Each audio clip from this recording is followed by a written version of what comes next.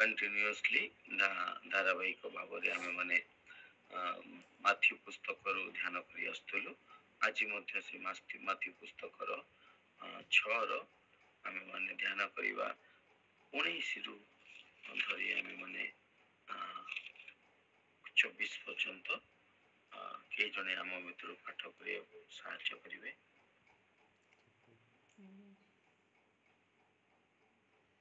ଯେଉଁଠାରେ କୀଟ ଓ କଳଙ୍କ କ୍ଷୟ କରେ ପୁଣି ଚୋରମାନେ ସିନ୍ଧି କାଟି ଚୋରି କରନ୍ତି ଏପରି ପୃଥିବୀରେ ଆପଣା ଆପଣା ନିମନ୍ତେ ଧନ ସଞ୍ଚୟ କର ନାହିଁ। ମାତ୍ର ଯେଉଁଠାରେ କୀଟ ଓ କଳଙ୍କ କ୍ଷୟ ନ କରେ ଏବଂ ଚୋରମାନେ ସିନ୍ଧି କାଟି ଚୋରି ନ କରନ୍ତି ଏପରି ସ୍ୱର୍ଗରେ ଆପଣା ଆପଣା ନିମନ୍ତେ ଧନ ସଞ୍ଚୟ କର। କାରଣ ଯେଉଁଠାରେ ତୁମର ଧନ ସେହିଠାରେ ମଧ୍ୟ ତୁମର ମନ। ଚକ୍ଷୁ ଶରୀରର ପ୍ରଦୀପ। ଏଣୁ ତୁମ୍ଭର ଚକ୍ଷୁ ଯେବେ ନିର୍ମଳ ଥାଏ ତେବେ ତୁମ୍ଭର ସମସ୍ତ ଶରୀର ଆଲୋକମୟ ହେବ, କିନ୍ତୁ ତୁମ୍ଭର ଚକ୍ଷୁ ଯେବେ ଦୂଷିତ ଥାଏ ତେବେ ତୁମ୍ଭର ସମସ୍ତ ଶରୀର ଅନ୍ଧକାରମୟ ହେବ। ଅତଏବ ତୁମ୍ଭ ଅନ୍ତରସ୍ଥ ଜ୍ୟୋତି ଯେବେ ଅନ୍ଧକାର ହୁଏ ତେବେ ସେହି ଅନ୍ଧକାର କେଡ଼େ ଘୋରତର। କୌଣସି ଲୋକ ଦୁଇ ପ୍ରଭୁଙ୍କର ଦାସ ହୋଇପାରେ ନାହିଁ, କାରଣ ସେ ଜଣକୁ ଘୃଣା କରିବ ଓ ଅନ୍ୟ ଜଣକୁ ପ୍ରେମ କରିବ, ଅଥବା ଜଣକ ପ୍ରତି ଅନୁରକ୍ତ ହେବ ଓ ଅନ୍ୟ ଜଣକୁ ଅବଜ୍ଞା କରିବ। ତୁମ୍ଭମାନେ ଈଶ୍ୱର ଓ ଧନ ଉଭୟଙ୍କର ଦାସ ହୋଇପାରିବ ନାହିଁ। ଆମେନ୍। ଆଜିର ବିଷୟବସ୍ତୁ ବା ଆଜିର ଟାଇଟଲ ହେଲା ଯେଉଁଠାରେ ତୁମର ଧନ ସେଇଠାରେ ମଧ୍ୟ ତୁମର ମନ। ଯେଉଁଠାରେ ତୁମର ଧନ ସେଇଠାରେ ମଧ୍ୟ ତୁମର ମନ। ମୋର ପ୍ରିୟ ମାନେ ଏଇ जो आम मैंने पढ़िले 5 गोटी पद, ए 5 गोटी पद आमको दर्शाए कि आम माने ए जगतर जागतिक टेम्परारी विषय, ए जगतर जो समस्त विषय अच्छी ताहा कौन गोटे क्षणस्थायी विषय अटे। आ सबुदिन नुहे, या टेम्परारी अटे, या अल्प समय अटे। आई विषय आमर ध्यान को इटरनाल विषय को नवाई अर्थात अनंतकालीन विषय को बा स्वर्गीय विषय प्रति आम ध्यान रखापी परमेश्वर चाहती। सरल भाव कह गले जगतर विषय ठारू आम ध्यान को आम कौन कर बाहर करी आम स्वर्गीय विषय पर आमको ध्यान करने दृष्टिपात करने परमेश्वर चाहती। प्राधान्य आम स्वर्गीय विषय को देवाई से स्थान लिखा जाए कौन प्रथम विषय जोटारे कीट और कलंक क्षय करे पुणी चोर माने सिंधी काटी चोरी करते एपरी पृथ्वी आपण निमंते तुम कौन कर ना धन संचय कर नहीं। जगत जहाँ आम माने करुचु ता निश्चित रूपे क्षण काल स्थायी नष्ट हो। चोर नहीं जीव, पोक काटिदब, कलंक कलंकी लगी सब विषय रस लगी सब विषय नष्ट हो। अर्थात यह कौन गोटे क्षण काल स्थायी अटे। मात्र एपरी एक बैंक अच्छी, एपरी एक जगह अच्छी जो जगार तुम इन्वेस्टमेंट कले तुमर समस्त विषय सुरक्षित थी। कहीं मनुष्य गोटे प्रकृति जो तार धन से तार मन थाए। अनेक समय आप देखिए जो आपण मैंने बाहर को जाती प्रार्थना हो अन्य कौन कार्य हो जो आपण मैंने बाहर जाती आपण मन घर भितर थी, घर पाखे थी। आपणकर मन कहीं घर पाखे थी कारण घर भितर जो अनेक सारा आपण मानकर विषय गुड़िक छाड़ी जाती आपणकर पशु पक्षी छेली कुकुड़ा जमीका सहित अनेक सारा गछ लता किए लगे तार पानी दवाई अनेक सारा विषय अच्छी। घर द्वार छाड़ी गला बेले अनेक सारा बहुमूल्य विषय किसी विषय आम घर भर रखी था। तो से बाहर जाता आम मन कौटी ना कौटी ଲାଗିଥାଏ କୋଉଠି ଘରେ। ମୁଁ କେବେ ପୁଣି ଘରକୁ ଯିବି, ମୋ ସମସ୍ତ ବିଷୟକୁ ସମ୍ଭାଳିବି, ତାକି ମୋର ବିଷ ମୁଁ ଲଗେଇଥିବା ଗଛ ନଷ୍ଟ ନ ହେଇଯାଉ, ମୁଁ ରଖିଥିବା ପଶୁ ପକ୍ଷୀ ମାନେ ଚୋରି ହେଇ ନ ଯାଆନ୍ତୁ, ମୁଁ ରଖିଥିବା ମୋ ବାକ୍ସରେ କିଛି ଅଳ୍ପ ସ୍ୱଳ୍ପ ସଞ୍ଚୟ କରିଥିବା ଧନ କେହି କାଢିକି ନ ନେଇଯାଉ। এই ପ୍ରକାର ଚିନ୍ତାଧାରା ଆମ ମନରେ ନିଶ୍ଚିତ ଆସେ। ସେଥିପାଇଁ ଈଶ୍ୱରଙ୍କର ବାକ୍ୟ କୁହେ, ଯେଉଁଠି ତୁମର ଧନ ସେଇଠି ହିଁ ତୁମର ମନ ରହିବ। ଆଉ ଜଗତରେ ଯଦି ଆମେ ମାନେ ଧନ ସଞ୍ଚୟ କରିବା, ଆମ ମନ ନିଶ୍ଚିତ ରୂପେ এই ଜଗତରେ ହିଁ ରହିବ। ଆମର ଯେଉଁଠାରେ ଆମର ସମ୍ପତ୍ତି ଅଛି, ଯେଉଁଠାରେ ଆମର ଟ୍ରିଜର ଅଛି, ସେଇଥିରେ ହିଁ ଆମ ମନ ରହିବ। କିନ୍ତୁ ପରମେଶ୍ୱର କୁହନ୍ତି, ଏପରିକା ଏକ ଜାଗା ଅଛି, ତୁମେ ଯୋଉ ଜାଗାରେ ରଖୁଅଛ, ତୁମେ ଯୋଉ ଜାଗା ନିମନ୍ତେ ଚିନ୍ତିତ ଅଛ, ତୁମେ ଯୋଉ ଜାଗା ନିମନ୍ତେ ଚିନ୍ତା କରୁଅଛ ସଞ୍ଚୟ କରିବା ପାଇଁ, ସେ ସମସ୍ତ ବିଷୟ ସବୁଦିନ ନୁହେଁ, ନିଶ୍ଚିତ ରୂପେ ନଷ୍ଟ ହେବ। ଧନ ଆପଣା ନିମନ୍ତେ ପକ୍ଷ ନିର୍ମାଣ କରେ ଉଡି ଯିବା ପାଇଁ। ଆପଣଙ୍କ ପଶୁ ପକ୍ଷୀ ସମସ୍ତ ବିଷୟ ନଷ୍ଟ ହେଇଯିବ, ଘର ଦ୍ୱାର ନଷ୍ଟ ହେଇଯିବ, ଆପଣଙ୍କର ଶରୀର ନଷ୍ଟ ହେଇଯିବ, ତେବେ ଧନ ରହିକି କଣ କରିବ? କିନ୍ତୁ ପରମେଶ୍ୱର ଚାହାନ୍ତି ଏମିତିକା ଗୋଟେ ବିଷୟ ଅଛି, ଯେଉଁ ଜାଗାରେ ତୁମେ ଇନଭେଷ୍ଟମେଣ୍ଟ କରିବ, ଯୋଉ ଜାଗାରେ ତୁମେ କଣ କରିବ, ବିନିଯୋଗ କରିବ, ସେଠି ନଷ୍ଟ ହେବାର ବିଷୟ ନାହିଁ। ଦିଟା ବିଷୟ ଅଛି। କଣ? ଯୋଉ ଜାଗାରେ ତୁମେ ବିନିଯୋଗ କରିବ, ପ୍ରଥମ ବିଷୟ ତ ସେଠି ନଷ୍ଟ ହେବ ନାହିଁ, ପୋକ ଖାଇବ ନାହିଁ, ଚୋର ନେବ ନାହିଁ, କି କୀଟ ଖାଇବ ନାହିଁ, କି କଳଙ୍କି ଲାଗିବ ନାହିଁ। ପ୍ରଥମ ବେନିଫିଟ, ପ୍ରଥମ ଲାଭ। ଦ୍ୱିତୀୟ ଲାଭ କଣ? ତୁମ ମନ ବି ସେଇ ଜାଗାରେ ଲାଗିକି ରହିବ। ତ ପରମେଶ୍ୱର କୁହନ୍ତି ଏପରି ଏକ ସ୍ଥାନ ଅଛି, ଆଉ ତାହା କୋଉଠି? ସ୍ୱର୍ଗୀୟ ବିଷୟ ଉପରେ ବା ঊର୍ଦ୍ଧ୍ୱସ୍ଥ ବିଷୟ ଉପରେ ବା ପରମେଶ୍ୱରଙ୍କର ବିଷୟ ଉପରେ, ଯେଉଁ ବିଷୟରେ ଯଦି ଆମେ ମାନେ ସେଠି ଇନଭେଷ୍ଟମେଣ୍ଟ କରିବା ବା ବିନିଯୋଗ କରିବା, ଆମର ଲସ୍ ହେବ ନାହିଁ। ତୁମେ ଟଙ୍କା କୋଉଠି ବି ରଖିଲେ କୌଣସି ଗ୍ୟାରେଣ୍ଟି ନାହିଁ ତୁମେ ତାକୁ ରିଟର୍ନ ପାଇବ ବୋଲି କହି। ତୁମେ LIC ରେ ରଖ, ତୁମେ ପୋଷ୍ଟ ଅଫିସରେ ରଖ, ତୁମେ ବ୍ୟାଙ୍କରେ ରଖ, ଗୋଟେ ବିଷୟ ଜାଣିଥିବ, ଆମେ ମାନେ ଯଦି ଏମିତିକା କିଛି ପରିସ୍ଥିତି ଆସେ, ଆମେ ମାନେ ସମସ୍ତେ ଭାବନ୍ତି ଆମର ଧନ ନେଇକି ଯଦି ଆମେ ମାନେ ବ୍ୟାଙ୍କରେ ରଖିଦବା, ତାହେଲେ ଆମେ ସୁରକ୍ଷିତ ପାଇବା କିଛି ଦିନ ପରେ। କିନ୍ତୁ ମୋର ପ୍ରିୟ ମାନେ, ପରମେଶ୍ୱରଙ୍କର ବାକ୍ୟ ବାହାରେ ମଧ୍ୟ କିଛି ବିଷୟ ଆମେ ଯଦି ଚିନ୍ତା କରିବା, ଗଭର୍ଣ୍ଣମେଣ୍ଟର ଏମିତିକା ମଧ୍ୟ କିଛି ନିୟମ ଅଛି। କଣ ନିୟମ ଅଛି? ଯଦି ଇନକେସ୍ ଏମର୍ଜେନ୍ସି କିଛି କେସ୍ ହୁଏ, କିଛି ଧର ଯୁଦ୍ଧ ହେଲା ବା କିଛି କୌଣସି ବିଷୟ ଏମିତିକା କିଛି ଗୋଟେ ଦେଶରେ କିଛି ଆବଶ୍ୟକ ପଡିଲା ଅର୍ଥର, ତାହେଲେ ମନେ ରଖିଥାନ୍ତୁ, ସରକାରଙ୍କର ଅଧିକାର ଅଛି ଆପଣଙ୍କର ସମସ୍ତ ବ୍ୟାଙ୍କକୁ ସିଜ୍ କରିଦବା ପାଇଁ, ଫ୍ରିଜ୍ କରିଦବା ପାଇଁ। ଫ୍ରିଜ୍ କରିଦେବେ ମାନେ କଣ? ତୁମେ ଆଉ ଟଙ୍କାଟେ ସେଠୁ ଉଠେଇ ପାରିବ ନାହିଁ। ଆଉ ଦରକାର ପଡିଲେ ଏମିତିକା ମଧ୍ୟ ନିୟମ ଅଛି, ସମସ୍ତ ଧନ ସରକାର ନେଇକି ଦେଶର ହିତ କାର୍ଯ୍ୟରେ ଲଗେଇ ମଧ୍ୟ ପାରିବେ, ଆପଣଙ୍କର ପରମିଶନର ଆବଶ୍ୟକତା ନାହିଁ। এই ପ୍ରକାର ବିଷୟ ମଧ୍ୟ ଅଛି।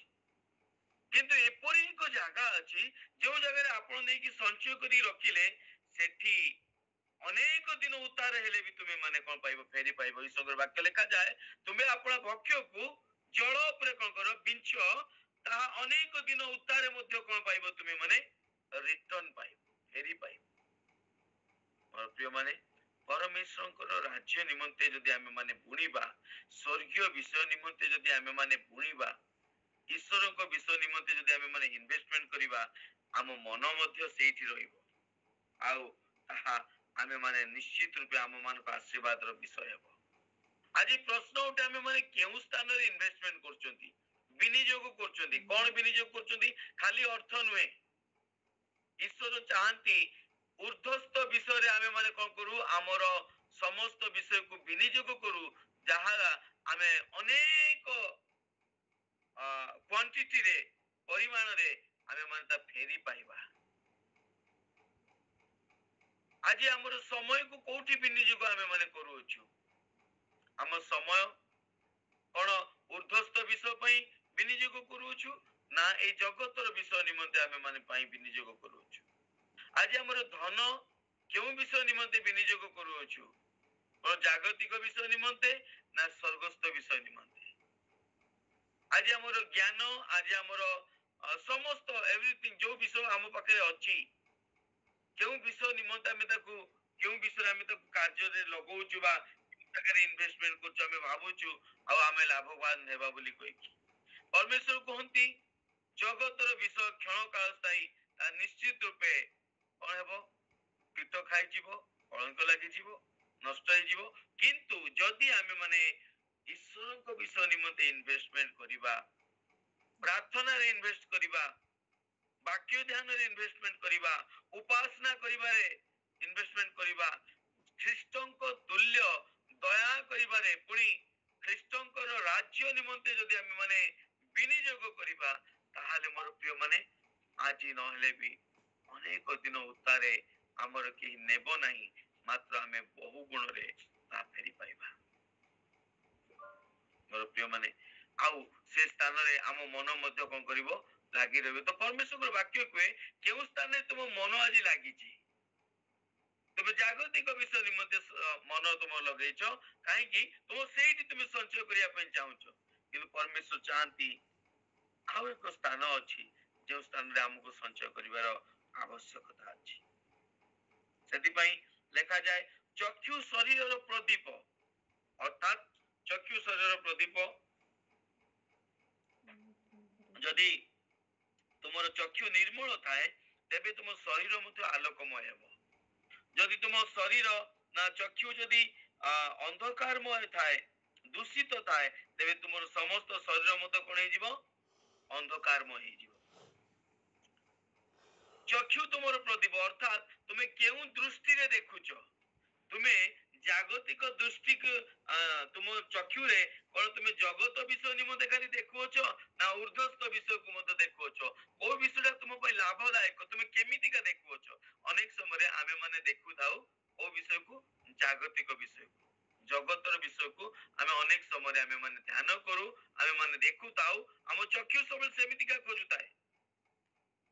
ଆଉ ଏଇ ପ୍ରକାର ବିଷୟ ଯଦି ଆମେ ମାନେ ଖୋଜି ବୁଲିବା ଆମ ଚକ୍ଷୁରେ, ଯଦି ଉର୍ଦ୍ଧ୍ୱସ୍ଥ ବିଷୟ ପ୍ରତି ଆମେ ଚକ୍ଷୁ ନ ଦେବା, ଯଦି ଉର୍ଦ୍ଧ୍ୱସ୍ଥ ବିଷୟ ପ୍ରତି ଆମେ ଆପଣା ଚକ୍ଷୁକୁ ନ ଲଗେଇବା, ତାହେଲେ ଆମ ଶରୀର କଣ ହେଇଯିବ? ଆମ ଜୀବନ କଣ ହେଇଯିବ? ଅନ୍ଧକାରମୟ ହେଇଯିବ। କାହିଁକି? ଜଗତରେ କ୍ଲେଶ ଅଛି। ଆମ ଦୃଷ୍ଟି ଯଦି ଜାଗତିକ ବିଷୟ ଲଗେଇଥିବା, ତାହେଲେ ଆମ ଜୀବନ କଣ ହେଇଯିବ? କ୍ଲେଶମୟ ହେଇଯିବ, ଅନ୍ଧକାରମୟ ହେଇଯିବ। କିନ୍ତୁ ପ୍ରଭୁ କୁହନ୍ତି ତୁମ ଚକ୍ଷୁକୁ ତୁମେ ନିର୍ମଳ କର। କେଉଁ ବିଷୟକୁ ଦେଖ? ଇଟରନାଲ ବିଷୟକୁ ଦେଖ, ଅନନ୍ତକାଳୀନ ବିଷୟକୁ ଦେଖ, ଖୋଜ। ଆଜି ତୁମ ଚକ୍ଷୁ କଣ ଖୋଜୁଛି? ପ୍ରଭୁ କୁହନ୍ତି ତୁମେ ସ୍ୱର୍ଗସ୍ଥ ବିଷୟ ପ୍ରତି ଆପଣା ମନ ଲଗାଅ, ସ୍ୱର୍ଗସ୍ଥ ବିଷୟ ପ୍ରତି ଆପଣା ଚକ୍ଷୁ ଡେର, ଚକ୍ଷୁକୁ ଲଗାଅ। କେଉଁ ପ୍ରକାର ଭାବରେ ଆଜି ଆମେ ମାନେ କେଉଁ କେଉଁ ସ୍ଥାନରେ ଆଜି ଆମେ ମାନେ ଆମ ଚକ୍ଷୁକୁ ଦେଖୁଛୁ, ଲଗଉଛୁ, ବା କେଉଁ ଦୃଷ୍ଟିରେ ଆମେ ମାନେ ଦେଖୁଅଛୁ? ଆମକୁ ଆତ୍ମିକ ଦୃଷ୍ଟିରେ ଦେଖିବାର ଆବଶ୍ୟକତା ଅଛି। ଆମ ଚକ୍ଷୁ ଉର୍ଦ୍ଧ୍ୱସ୍ଥ ବିଷୟ ପ୍ରତି ଦେଖିବାର ଆବଶ୍ୟକତା ଅଛି। ମୋର ପ୍ରିୟ ମାନେ, ସେଦିନ ଏଦନ ଉଦ୍ୟାନରେ ହବା ସେଇ ସମାନ ଭୁଲ କଲେ। କଣ ସମାନ ଭୁଲ କଲେ? ତାଙ୍କ ଚକ୍ଷୁ କୋଉଠି ଲଗେଇକି ରଖିଲେ? ଜାଗତିକ ବିଷୟ ଉପରେ। ତାଙ୍କ ଚକ୍ଷୁ ନିମନ୍ତେ ତାଙ୍କ ଶରୀର କଣ ହେଇଗଲା? ଅନ୍ଧକାରମୟ ହେଇଗଲା। ତାଙ୍କ ଚକ୍ଷୁ ଉର୍ଦ୍ଧ୍ୱସ୍ଥ ବିଷୟ ପ୍ରତି ନ ରଖି କୋଉ ପ୍ରତି ରଖିଲେ? ସେ ଜଗତ ବିଷୟ ଉପରେ, ଜାଗତିକ ଜ୍ଞାନ ଉପରେ, ଜାଗତିକ ଫଳ ଉପରେ, ଜାଗତିକ ପ୍ରଲୋଭନ ଉପରେ, ଜାଗତିକ ଶାରୀରିକ ଅଭିଳାଷ ଉପରେ ସେ ଦୃଷ୍ଟିପାତ କଲେ। କିନ୍ତୁ ଭୁଲିଗଲେ ପରମେଶ୍ୱର କହିଥିଲେ ତୁମେ এই ସମସ୍ତ ବିଷୟ କରିବ ନାହିଁ। ଯଦି ଆମ ଚକ୍ଷୁକୁ, ଆମ ଦେଖିବାର ନଜରିଆ, ଯଦି ଆମ ଦେଖିବାର ଅନ୍ଦାଜକୁ, ଯଦି ଆମର ଦେଖିବାର ଶୈଳୀକୁ ଆମେ ପରିବର୍ତ୍ତନ ନ କରନ୍ତି, ତାହେଲେ ଆମ ଶରୀର କଣ ହେଇଯିବ? ଅନ୍ଧକାରମୟ ହେଇଯିବ, ବା ଆମ ଜୀବନ ଅନ୍ଧକାରମୟ ହେଇଯିବ। ସେଇ ବିଷୟରେ ପରମେଶ୍ୱର ବିଷୟ କୁହନ୍ତି। କିନ୍ତୁ ତୁମ ଚକ୍ଷୁ ଯଦି ତୁମେ କଣ ହେଇଯିବ? ଆଲୋକମୟ ଥିବ, ନିର୍ମଳ ଥିବ, ତାହେଲେ ତୁମ ଶରୀର ମଧ୍ୟ କଣ ହେଇଯିବ?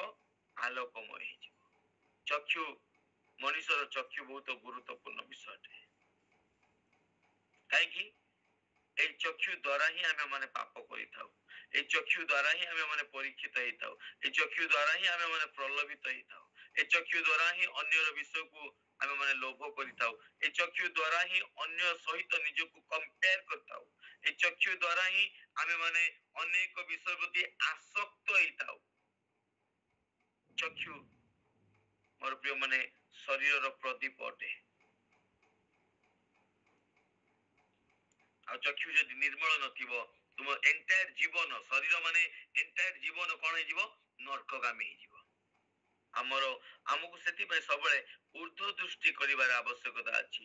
ଈଶ୍ୱରଙ୍କ ପ୍ରତି ଦୃଷ୍ଟି କରିବାର ଆବଶ୍ୟକତା ଅଛି। ସ୍ୱର୍ଗୀୟ ବିଷୟ ପ୍ରତି ଆମ ଧ୍ୟାନକୁ କଣ କରିବାର ଅଛି? ଲଗେଇବାର ଆବଶ୍ୟକତା ଅଛି। ତୁମେ ମାନେ କି ଜାଣିନା ତୁମେ ମାନେ ପୃଥିବୀରେ କଣ ଅଟ? ପ୍ରବାସୀ ଅଟ ବୋଲି ଈଶ୍ୱରଙ୍କର ବାକ୍ୟ କୁହେ। ଏ ଜଗତରେ ଯେ ଆମେ ମାନେ ପ୍ରବାସୀ ଅଳ୍ପ ସମୟ ପାଇଁ କ୍ଷଣ କାଳ ପାଇଁ ଆମେ ମାନେ ଅଛୁ ମୋର ପ୍ରିୟ ମାନେ। ଆଜି ଅନେକ ଲୋକ ଆପଣଙ୍କ ସହିତ ଥିଲେ କିନ୍ତୁ ଆଜି ସମସ୍ତେ ଆପଣଙ୍କ ସହିତ ନାହାନ୍ତି। ଆପଣଙ୍କର ବି ସମୟ ଆସିବ, ମୋର ବି ସମୟ ଆସିବ। ଏ ସମସ୍ତ ବିଷୟ କ୍ଷଣ କାଳ ସ୍ଥାୟୀ ଅଟେ। ସେଥିପାଇଁ ଈଶ୍ୱରଙ୍କର ବାକ୍ୟ କୁହେ ଖାଦ୍ୟ ବସ୍ତ୍ର ବାସଗୃହ ଥିଲେ ଆମ ନିମନ୍ତେ କଣ ଅଟେ? ଯଥେଷ୍ଟ ଅଟେ। ଯଦି ପରମେଶ୍ୱର ଆମକୁ ଖାଦ୍ୟ ଦେଉଛନ୍ତି, ଯଦି ପରମେଶ୍ୱର ଆମକୁ ବସ୍ତ୍ର ଦେଉଛନ୍ତି, ଯଦି ପରମେଶ୍ୱର ଆମକୁ ବାସଗୃହ ଦେଇଛନ୍ତି ମୁଣ୍ଡ ଗୁଞ୍ଜିବା ପାଇଁ, ତାହା ଆମ ପାଇଁ ଯଥେଷ୍ଟ ଅଟେ। ଆମକୁ ଇନଭେଷ୍ଟମେଣ୍ଟ କରିବାର ଅଛି ଈଶ୍ୱରଙ୍କ ରାଜ୍ୟ ନିମନ୍ତେ।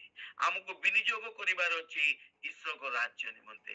ସେ ଆପଣଙ୍କର ଧନ ହେଉ, ସେ ଆପଣଙ୍କର ଜ୍ଞାନ ହେଉ, ସେ ଆପଣଙ୍କର ସମ୍ମାନ ହେଉ, ସେ ଆପଣଙ୍କର ଜୀବନ ହେଉ, ସେ ଆପଣଙ୍କର ସମୟ ହେଉ, ପ୍ରତ୍ୟେକ ବିଷୟ ଆମକୁ କାହା ନିମନ୍ତେ ଇନଭେଷ୍ଟମେଣ୍ଟ କରିବାର ଅଛି? ଈଶ୍ୱରଙ୍କ ନିମନ୍ତେ। କିନ୍ତୁ ମଣିଷ ଆଜି କେଉଁଥିରେ ଆମେ ମାନେ ଇନଭେଷ୍ଟମେଣ୍ଟ କରୁଛୁ ସମୟ? ସକାଳୁ ଉଠିଲେ ଖାଇବା ପିଇବା ରୋଷେଇ କରିବା ଆପଣଙ୍କ ଦିନ ସାରା ଚାଲିଯିବ।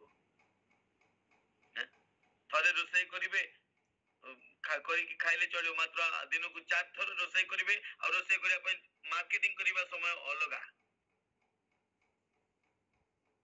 ତା ପାଇଁ ପୁଣି ପରିଶ୍ରମ ଟଙ୍କା ରୋଜଗାର କରିବା ସମୟ ଅଲଗା। କେଉଁଥିରେ ଆମ ସମୟକୁ ଆମେ ଇନଭେଷ୍ଟମେଣ୍ଟ କରୁଛୁ? ସମୟ ଆସିବନି ମୋର ପ୍ରିୟ ମାନେ। ପ୍ରଭୁ ଚାହାନ୍ତି ଆମର ସମୟ ଅଧିକରୁ ଅଧିକ ତାଙ୍କ ସହିତ କାଟିବା ପାଇଁ। ପ୍ରଭୁ ଚାହାନ୍ତି ପ୍ରାର୍ଥନାରେ, ଉପାସନାରେ, ବାକ୍ୟ ଧ୍ୟାନରେ, ତାହାଙ୍କ ବାକ୍ୟ ପାଳନରେ କାଟିବା ପାଇଁ। ଯାହାକୁ ଯାହା କାର୍ଯ୍ୟର ଦାୟିତ୍ୱ ଦିଆଯାଇଛି ତାହା ନିଶ୍ଚିତ ରୂପେ ଆମେ ମାନେ କରିବା। ଯେଉଁ 8 ଘଣ୍ଟା ଡ୍ୟୁଟି ଅଛି ଆମେ ତାକୁ କରିବା। ଯେଉଁ 10 ଘଣ୍ଟା ଡ୍ୟୁଟି ଯିଏ କରୁଛି ଆମେ ତାକୁ କରିବା। କିନ୍ତୁ 24 ଘଣ୍ଟାରୁ 10 ଘଣ୍ଟା ପଡ଼ିଲେ ଆହୁରି 14 ଘଣ୍ଟା ଅଛି ମୋର ପ୍ରିୟ ମାନେ। ଆମେ କଣ କରୁଛୁ? ଖାଲି ଖାଇବା ଆଉ ଶୋଇବା, ମାର୍କେଟିଂ କରିବା, ରୋଷେଇ କରିବା, ଖାଇବା, ଶୋଇବା, ବାସ୍ ସରିଗଲା ଜୀବନ। ମୁଁ ଥରେ କାଲକୁଲେଟ କରିକି ଆପଣ ମାନଙ୍କୁ ଦେଖେଇଥିଲି, ଗୋଟେ ମଣିଷ ଯଦି 50 ବର୍ଷ ବଞ୍ଚେ ତାହେଲେ କେତେ ସମୟ ଖାଲି ତାର ଖାଇବା ଶୋଇବା ରୋଷେଇ କରିବାରେ ପଳେଇବ? 75% ସମୟ ଖାଲି ଖାଇବା ରୋଷେଇ କରିବାରେ ଲୋକମାନେ କାଟି ଦଉଛନ୍ତି। 75% ସମୟ ରୋଷେଇ କରିବା, ମାର୍କେଟିଂ କରିବା, ଖାଇବାରେ ଆଉ ଶୋଇବାରେ ତାଙ୍କ ସମୟ 70 ରୁ 80% କାଟି ଦଉଛନ୍ତି ଲୋକମାନେ। ଆଉ ଏ ସମୟ ଆସିବ ନାହିଁ ମୋର ପ୍ରିୟ ମାନେ। ପରମେଶ୍ୱର ଚାହାନ୍ତି ଯଦି ଏଠି ତୁମେ ଆମେ ମାନେ ଉପାସନା କରିବା ନାହିଁ, ଏଠି ପ୍ରାର୍ଥନା କରିବା ନାହିଁ, ଏଠି ଧ୍ୟାନ କରିବା ନାହିଁ, ଏଠି ପରମେଶ୍ୱରଙ୍କ ନିକଟବର୍ତ୍ତୀ ହେବା ନାହିଁ, ତାହେଲେ ସ୍ୱର୍ଗକୁ ଗଲେ କଣ କରିବ? ସେଠି ବି ରୋଷେଇ କରିବ କି? ଅଭ୍ୟାସ ତ ଥିବ, ସେଠି ଖାଲି ଖାଇବାର ଅଭ୍ୟାସ ଥିବ, ଶୋଇବାର ଅଭ୍ୟାସ ଥିବ, ସେଠି କରିବ କି ଯାଇକି? ପ୍ରଭୁ କହିବେ ନାହିଁ, ଏହାର କାର୍ଯ୍ୟକଳାପ ସବୁ ସ୍ୱର୍ଗୀୟ ବିଷୟରେ ମ୍ୟାଚ କରୁନାହିଁ। କୋଉଠି ମ୍ୟାଚ କରୁଛି? ଆଉ କୋଉ ଜାଗାରେ? ମୋର ପ୍ରିୟ ମାନେ, ଆଜି ସମୟ ଅଛି ଆପଣଙ୍କ ହାତରେ। ଈଶ୍ୱରଙ୍କର ବାକ୍ୟ କୁହେ ସମୟର ସତ୍ ବ୍ୟବହାର କର, ସଦୁପଯୋଗ କର ସମୟର। ସେଥିପାଇଁ ପରମେଶ୍ୱର କୁହନ୍ତି ଯେଉଁଠାରେ ତୁମର ଧନ ସେଇଠାରେ ତୁମର ମନ। ଆଜି ଆମେ ଆମ ଧନକୁ କୋଉଠି ସଞ୍ଚୟ କରୁଛୁ, କୋଉଠି ଇନଭେଷ୍ଟମେଣ୍ଟ କରୁଛୁ? ଆମ ସମୟକୁ କୋଉଠି ଇନଭେଷ୍ଟମେଣ୍ଟ କରୁଛୁ? ଆମର ଟଙ୍କାକୁ କୋଉଠି ଇନଭେଷ୍ଟମେଣ୍ଟ କରୁଛୁ? ଆମର ଜ୍ଞାନକୁ, ଆମର ଜୀବନକୁ କେଉଁ କେଉଁ ଜାଗାରେ ଆମେ ମାନେ ଇନଭେଷ୍ଟମେଣ୍ଟ କରୁଛୁ? ତାହା ଚିନ୍ତା କରିବାର ବିଷୟ ଅଟେ ମୋର ପ୍ରିୟ ମାନେ। କାହିଁକି? ପରମେଶ୍ୱର ଚାହାନ୍ତି आमे माने ए जगत जागत विषय नुहे मात्र ऊर्ध्वस्त विषय पर आमे माने कोन करू आखि लगो बा मन लगो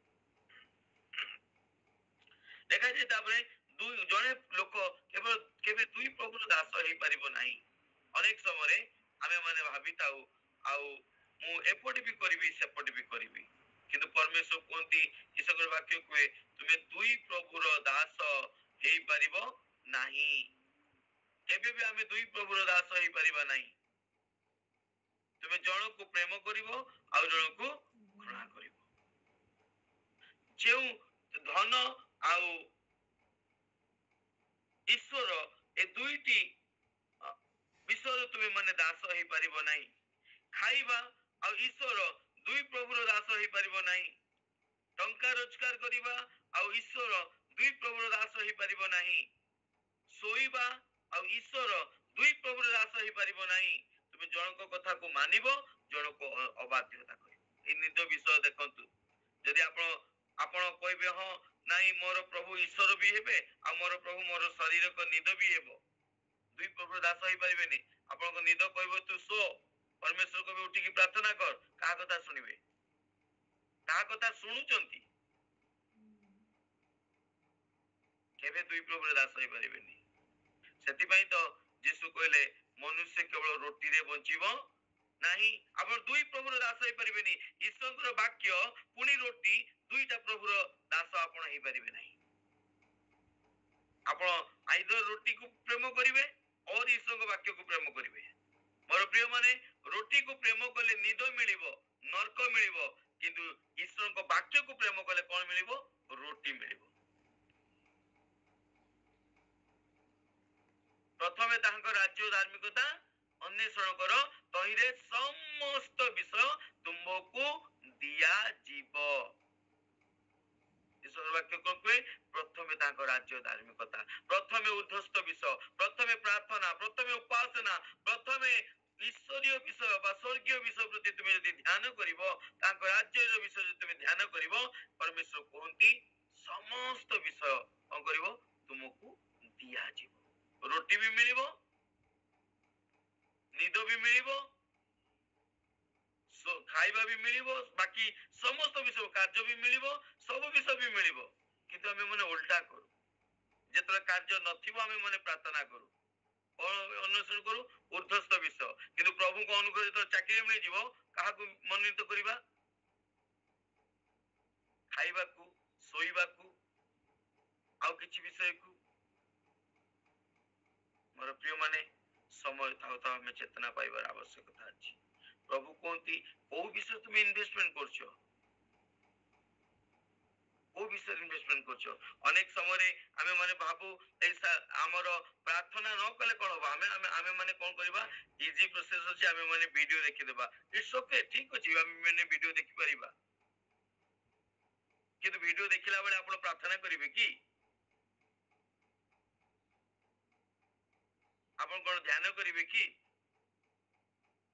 स्वर्गस्थ विषय प्रति आसक्त हेबार आवश्यकता अछि परमेश्वर ई वाक्य दे हम प्रत्येक को आशीर्वाद करतु मोर प्रिय माने कारण परमेश्वर चाहंती आमे दुईटा प्रभुर केबे आमे माने दास होई परिबा नाही आमे केबे भी दुई प्रभुर दास होई पर जण को प्रेम करिबा आ कोन करिबा जण को कोन करिबा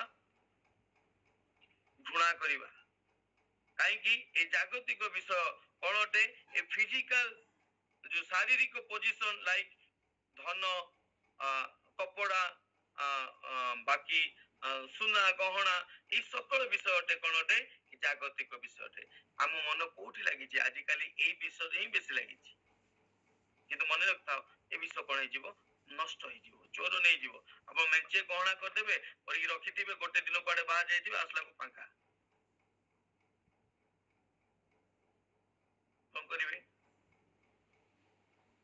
मुंड धरिकी कांदिले भी किसी लाभ नहीं इन्वेस्टमेंट करिवार अछि हमकु स्वर्गीय विषय रे इन्वेस्टमेंट करिवार अछि हमकु विनियोग करिवार अछि ईश्वर को विषय रे किंतु ईश्वर को विषय कोन अटे स्पिरिचुअली आत्मिक विषय बा अनंतकालीन विषय कोन अटे परमेश्वर काइंडनेस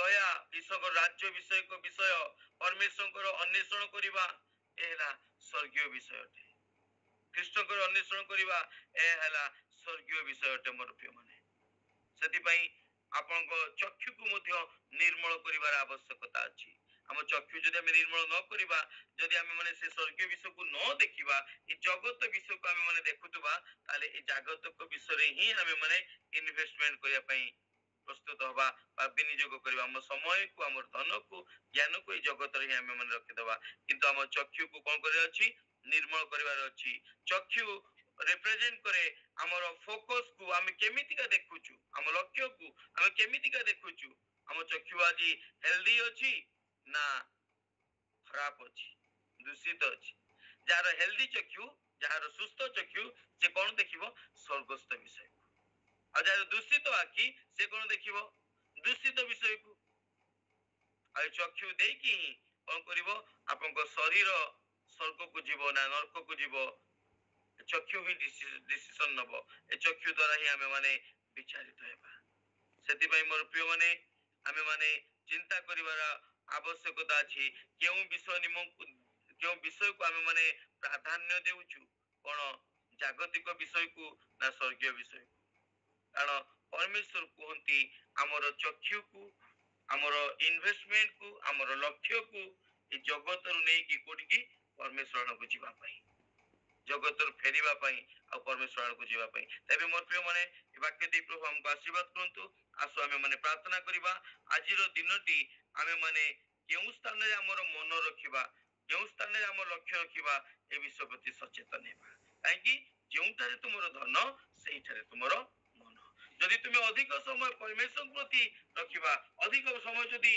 स्वर्गीय विषय प्रति मनोयोगी हेबा ताले हम मन सेइठारे हमें माने रखिबा हमें केउटी इन्वेस्टमेंट करिया पई चाहूछु स्वर्ग रे ना जगत रे जो जगत रे कीट खाई जाए कलंक लागि जाए चोरी करी ने सेही जगह रे हमें माने हम जीवन को सेठी इन्वेस्टमेंट करिबा ना अनंत कालीन राज्य निमंते हमर समस्त विषय को स्वर्गीय विषय निमंते इन्वेस्टमेंट करिबा आसु हमें माने प्रार्थना करिबा thank you Lord Jesus hallelujah अनुग्रहकारी पिता मु तुमरो धन्यवाद करूछि तुमर गौरव करूछि प्रशंसा करूछि महिमा करूछि तुमे जे अट तुमे से अट तुमर चरण निकट को आसुछु प्रभु तुमे हमको शिक्षा देले प्रभु विशेष भाव रे हमर चक्षु ए जगत ठारू नै की ऊर्ध्वस्त विषय प्रति लगेबा पाई प्रभु तुमे दया कर कारण जगतर सकल विषय नष्ट हेबो जगतर कपड़ा नष्ट हेबो जगतर टंका नष्ट हेबो जगतर समस्त सोना रूपा गहना नष्ट हेबो ए जगतर जीवन नष्ट हो जीवो मात्र अनंत कालीन जीवन जे तुम पाखरे अछि ता प्रति हमें ऊर्ध्व दृष्टि करिया पई तुमे हमको सहायता करो सेति पई मनोयोगी हेबा पई सहायता करो सेति पई एबेटर बुणीबा पई हम समय को हम ज्ञान को हम ध्यान को हम समस्त विषय को बुणीबा पई तुमे सहायता करो बोली मु प्रार्थना करूछि मंगलमय परमेश्वर आज वाक्य जेपरि हम जीवन को सचेतन करबा को परिबो आज दिन हमर दृष्टि जेपरि जगत ठार नै कि हम ऊर्ध्व दृष्टि करबा को परिबो तुमे हम प्रत्येक को सहायता करो समस्त बाधा कर विषय को दूर करो धन्यवाद गौरव प्रशंसा महिमा तुमको देई यीशु ख्रीष्ट के नाम रे समस्त प्रार्थना